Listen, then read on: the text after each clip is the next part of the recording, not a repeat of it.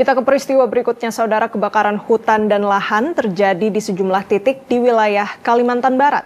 Proses pemadaman menggunakan waterbombing untuk menjangkau titik api yang sulit.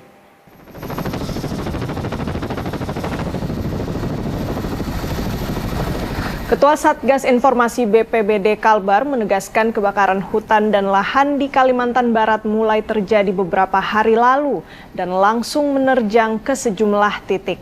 Untuk langkah antisipasi, Ketua Satgas Informasi BPBD Kalbar telah menetapkan status siaga karhutlah. Ada sebanyak helikopter diterjunkan dengan komposisi 3 heli untuk patrol dan 3 sisanya digunakan untuk waterbombing. Setidaknya ada 7 kabupaten kota di Kalimantan Barat yang sudah menetapkan status siaga bencana kabut asap.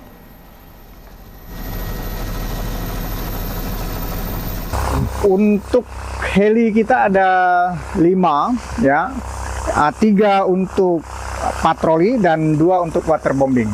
Tetapi tidak bisa menjangkau seluruh wilayah Kalimantan Barat, misalnya Kapuas Hulu, ya, Ketapang. Ini masih kita upayakan, terutama untuk Ketapang masih kita upayakan agar ada penambahan heli untuk wilayah Ketapang karena jarak tempuh heli ini kan terbatas.